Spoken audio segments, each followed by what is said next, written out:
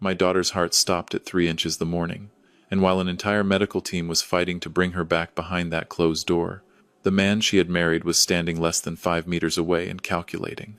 If she doesn't make it, the house comes to me. I had the paperwork redone back in September.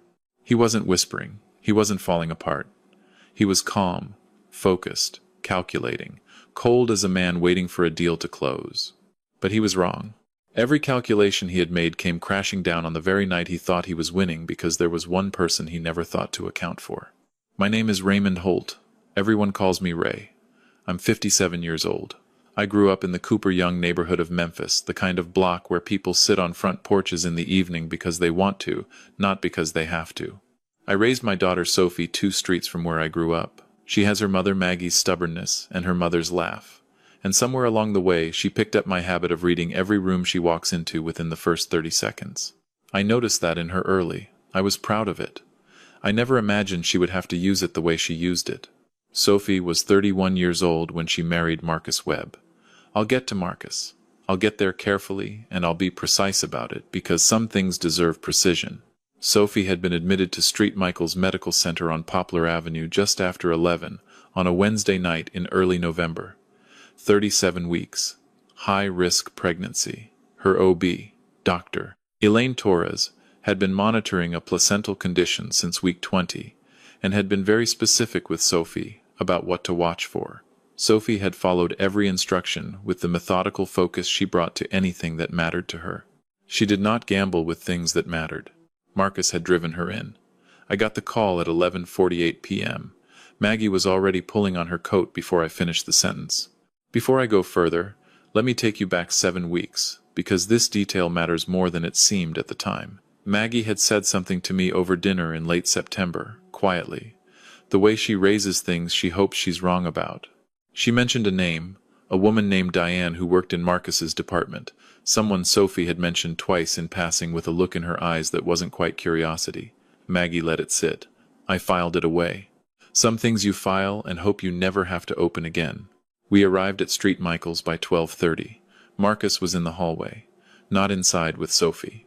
In the hallway, near the water fountain at the far end of the corridor, phone in his hand, shoulders loose in a way that didn't match the situation at all.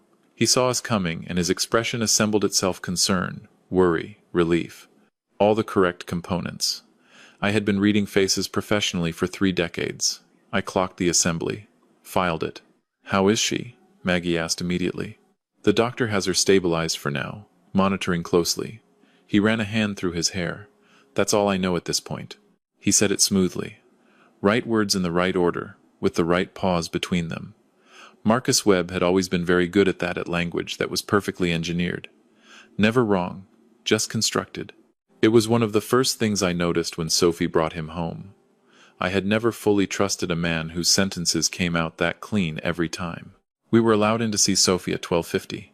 She was awake, barely, but awake. She looked at the door when I came through it, and something in her face shifted, the same thing that happened when she was 8 years old and woke up sick in the middle of the night. And I came and sat on the edge of her bed. The look that says, "You're here. That's enough." I held her hand and didn't let go until a nurse asked us to step back. Dr. Elaine Torres gave us an update in the hallway at 1:30. She was a precise woman in her mid-40s, with the particular composure that comes not from performing calm, but from having been in enough difficult rooms to simply have it. Placental abruption had progressed. Blood pressure was dropping. They were working to manage it. Situation was serious. She was honest without being brutal, which I appreciated in the bone-deep way of someone who has had to deliver news in hallways himself and knows what honest but not brutal costs a person to hold. Marcus stood beside me during that update. Arms crossed, eyes down, nodding at the right moments. Afterward, I watched him take his phone out, check the screen, put it away, take it out again. I didn't say anything. Not yet. The woman arrived at 1:55 a.m. She came off the elevator in a dark green coat, late 20s, moving with the specific confidence of someone who knows exactly where she is going in a building she has never been in before. She stopped when she saw Marcus. He saw her at the same moment. Something passed between them in half a second that required no words whatsoever. "Who is that?" Maggie said very quietly beside my ear. I didn't answer. I was watching. Marcus walked toward her. They spoke in low voices near the elevator bank. She touched his forearm once and he let her. He brought her back toward us like a man who had already prepared his explanation. "This is Diane. She works with me. She heard about Sophie and wanted to come by. Nobody drives to a hospital at 2 inches the morning for a colleague's wife. That is simply not what people do." "That's so thoughtful," Maggie said, in exactly the tone she uses when she means the exact opposite. Diane said something sympathetic that I didn't fully absorb because I was watching Marcus's right hand drift toward the small of her back for 2 seconds, maybe 3 before he caught himself and pulled it away. I breathed in through my nose, out, filed it. "I want to tell you about Beverly Okafor, because Beverly is the reason I eventually know everything I know, and she deserves to be named clearly." Beverly had been a labor and delivery nurse at St. Michael's for 16 years. She was thorough, professional, and had the observational accuracy of someone who has spent a decade and a half reading rooms under pressure at 3 inches the morning. She was charting at the nurse's station, 12 feet from where Marcus and Diane were standing, at 3:20 a.m. on that Wednesday night. I was in the family waiting room down the hall with Maggie at that point. Maggie had a paper cup of coffee in her hands that she was not drinking. I was sitting close enough to her that our shoulders touched, which was all either of us needed. At 3:44 a.m., Sophie's heart stopped. From a waiting room, you don't know it in the moment. What I knew was that the hallway outside the waiting area suddenly became very busy, very fast. Purposeful footsteps, a cart rolling, voices in the clipped, flat register of people who have shifted into a different mode entirely. Maggie reached for my hand and held it with both of hers. Nobody came to tell us anything for 23 minutes. I am not going to describe those 23 minutes in detail. They belong to me and Maggie, and whatever we were saying to God in that waiting room, and that conversation is private. What I will tell you is this. I have sat with people in the worst moments of their lives. I have driven away from houses at dawn knowing I was the last person to see someone alive. I have held people while they fell apart, and I have rebuilt myself quietly in parking lots before going home. I thought I had walls thick enough for anything. In that waiting room, I understood that I did not. Honestly, and I don't say this to perform anything, I don't know how people survive those minutes. I think you just breathe and hold on to whoever is next to you and do the only thing available to you, which is nothing. And that nothing is one of the hardest things a person can do. At 4:07, Dr. Torres came through the door.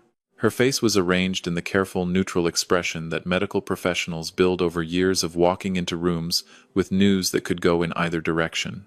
I recognized it immediately because I used to put that face on myself. I knew what it cost to hold it, and I knew what it meant. She was holding everything back until the words could carry it. She's alive. We brought her back. She's critical but stable. She's alive. Maggie made a sound I had never heard from her in 32 years of marriage, and haven't heard since. I sat completely still for a moment. Then I stood up. Then I pressed my back against the wall in that corridor and breathed steadily until my hands stopped shaking.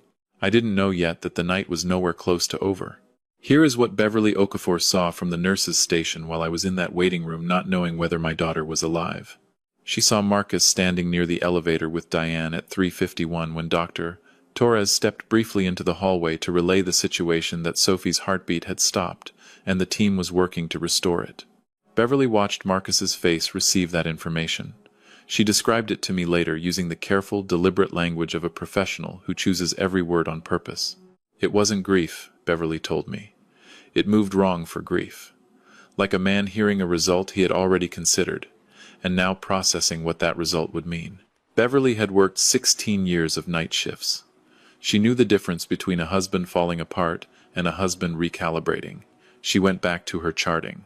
At 3:58, she heard Marcus's voice from 15 feet away.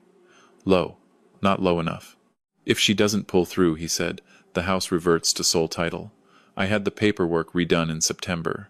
Diane said nothing. Beverly described her expression with precision, the look of someone standing outside a door they are waiting to be let through. Beverly set her pen down. She looked at the door to Sophie's room.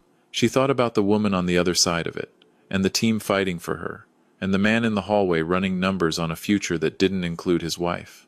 She picked her pen back up. She watched. She remembered everything. I was back in the hallway at 4:20 when Dr. Torres came out to tell us Sophie was alive.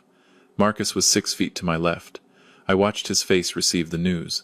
I watched him produce the correct expression: relief, gratitude, something resembling joy. The timing was slightly off. One beat too late. Like a man performing a scene he had already rehearsed for a different outcome. "Thank God," he said. "Correct words, correct volume. One beat too slow." Dr. Torres said there was something else she needed to discuss with the immediate family. She gestured toward the consultation room at the far end of the corridor, the small one, with the round table and the box of tissues, and nothing at all on the walls. The room that exists in every hospital for the sole purpose of delivering news that needs to be received while seated. Marcus glanced at Diane. Diane glanced at Marcus. She took a step back toward the elevator. We went in without her. Dr. Torres sat down across from us. She folded her hands on the table. She looked at Marcus first, then at me, then at Maggie, who had come in from the waiting area when the doctor gestured for family. "Sophie was not carrying one baby," she said. The room went absolutely still. Time felt like it changed consistency. "She has been carrying twins since the beginning." The second baby had been positioned in a way that registered as an artifact, a shadow, on the earliest scans. "I have been monitoring both babies since week 20. She paused and let that sit in the room. Both babies were delivered by emergency cesarean during the resuscitation. The delivery is what made the resuscitation possible. She looked at us steadily. Twin A, a girl, 3 pounds, 11 ounces. Breathing with supplemental assistance. Expected to do very well. Another pause. Twin B, a girl, 3 pounds, 9 ounces. Breathing independently. Also expected to do very well. And then she said it. Your daughter is alive. Her daughters are alive. All 3 of them. All 3 of them. I put my hand over my mouth. Maggie grabbed my arm with both hands and held it the way you hold something that came within inches of disappearing from the world. I couldn't look at her because if I looked at her I was going to lose every wall I had been holding up for the past 4 hours, and they needed to hold a little longer. I looked at Marcus instead. His face was doing something I had seen only once before in my life, on a man at a card table who had bet everything on one hand and watched the other player turn over a card he had no idea was in the deck. Not devastation, not joy. The look of a man whose entire calculation had just been made wrong by a fact he didn't know existed. He said very quietly, "Twins?" "Yes," Dr. Torres said. We didn't know. She never told me." "Kara knew," Dr. Torres said carefully. "I discussed both babies with her at every appointment from week 20 onward. She may have had her reasons for keeping that information between us." The silence that followed that sentence was the loudest thing I had experienced all night. I want you to sit with that silence for a moment, because everything that happened afterward was contained inside it. Marcus stood up. His jaw was set in the way jaws set when a man is working hard to keep his face from showing what his mind is doing. He said something about needing air and walked out. Dr. Torres watched him go. Then she looked at me. She didn't say anything. She didn't need to. I have been reading rooms for 31 years. I was reading this one just fine. Honestly. And I want to be straight with you here, I don't know if I would have been capable of holding it together in that hallway the way I held it together. I felt something very specific toward Marcus in that moment that I won't name directly because this is not that kind of story. What I will say is that I had spent the last 4 hours watching my daughter almost leave the world, and now I was standing in a hospital consultation room with 2 new granddaughters alive, 4 floors up, and the man who should have been the most relieved person in that building had walked out to recalibrate. I sat with Maggie in that room for a while. We didn't say much. Some things aren't the right shape for words. Beverly found me the next morning. She sat beside me in the hallway near the NICU and told me quietly what she had seen and heard from the nurses' station. All of it. She used the precise, careful language of a person who had thought hard about whether to speak and decided that silence was the wrong choice. I listened to every word. I asked one question. She answered it. I thanked her. Then I sat alone in that hallway for a while and held what I now knew. Sophie woke up on a Friday afternoon, 40 hours after her heart stopped. I was in the chair beside her bed when her eyes opened, sitting, not standing. I had learned in 31 years of this work that the person sitting beside you when you come back from somewhere terrible is communicating with their body that you are safe now. I wanted to be that for her. She looked at the ceiling, then the window, then me. "Dad? Hey, sweetheart. They're okay?" She said it before I could say anything else. "Both of them. Both of them," I said. 2 girls, 4 floors up, getting stronger by the hour. Dr. Torres has had eyes on them since the very beginning. Sophie's face moved through something quiet and complicated, and I let it do whatever it needed to do. Some things need room, some things don't need commentary. After a while she said, "Does Marcus know?" "He knows." She was quiet. "How did he take it?" I chose my words carefully. He was surprised. She looked at me the way she has looked at me since she was 10 years old. The look that tells me she knows exactly what my carefully chosen words are there to cover. "I need to tell you some things," she said. "I've got time." She told me about the mortgage first. In September, 6 weeks before she went into labor, Marcus had asked her to sign a refinancing document. She had been 31 weeks pregnant and exhausted. He put it in front of her over dinner with the pen already uncapped. She signed it. She trusted him. She did not read it fully. 2 weeks later, she found the copy in his home office while looking for car registration paperwork. She read it that time. The document had removed her from the primary title and restructured the mortgage as sole ownership in Marcus's name, with a clause that dissolved her property interest in the event of her death. She did not confront him. She called a lawyer instead. A woman named Patricia Garner at a family law firm on Union Avenue in Memphis. Patricia had been quietly working on Sophie's behalf since mid-October.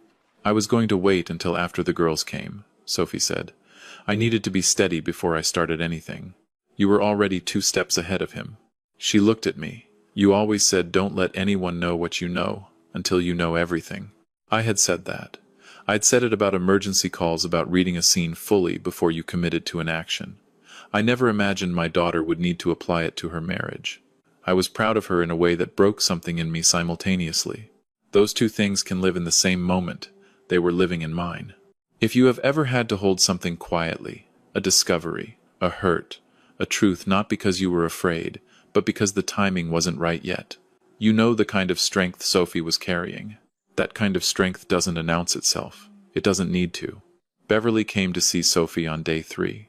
She introduced herself simply, asked how Sophie was recovering, and they talked for a few minutes about the girls and about the NICU schedule.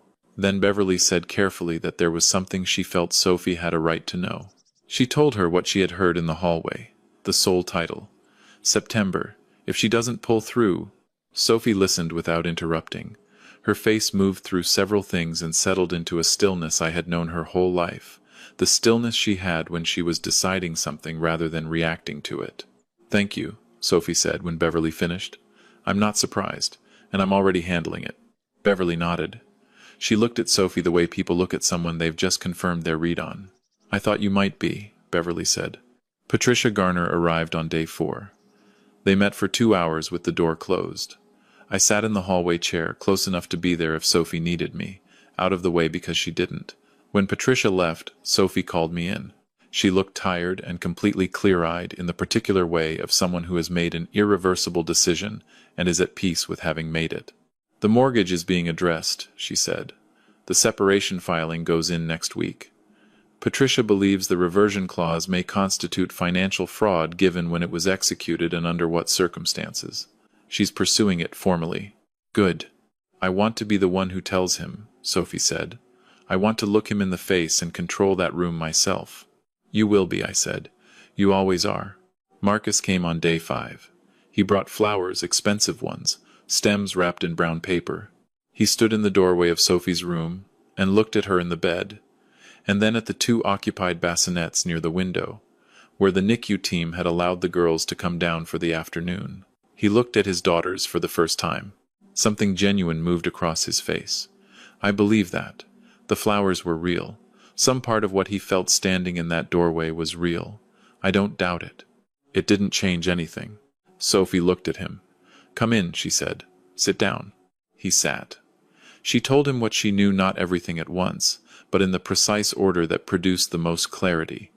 The mortgage document, Patricia Garner, what Beverly had heard in that hallway, the separation filing already in motion. He spoke. Some of it were apologies, some were explanations. They varied in quality. She let him finish each one before pointing out, quietly, that she hadn't asked for any of them. At one point he said, "I panicked. That night I was terrified and I panicked. I wasn't thinking." Sophie looked at him for a long, even moment. "You had the mortgage redrawn 6 weeks before that night," she said. "That's not panic. That's planning. He had no answer for that. There wasn't one. He left an hour later. The flowers stayed. Sophie moved them to the windowsill where they'd catch the afternoon light, which was the first thing she'd done in that room that was entirely for herself. I watched her watching her daughters in the soft late afternoon light. Two small faces, impossibly determined, taking inventory of a world they had fought hard to arrive in. Clara was sleeping, one fist curled near her cheek. Nora was awake, studying the light from the window with the focused, serious attention of someone who had just gotten somewhere and was already paying close attention. "Have you named them?" "Clara," Sophie said, "after your mother. And Nora is Mom's middle name." I didn't say anything for a moment.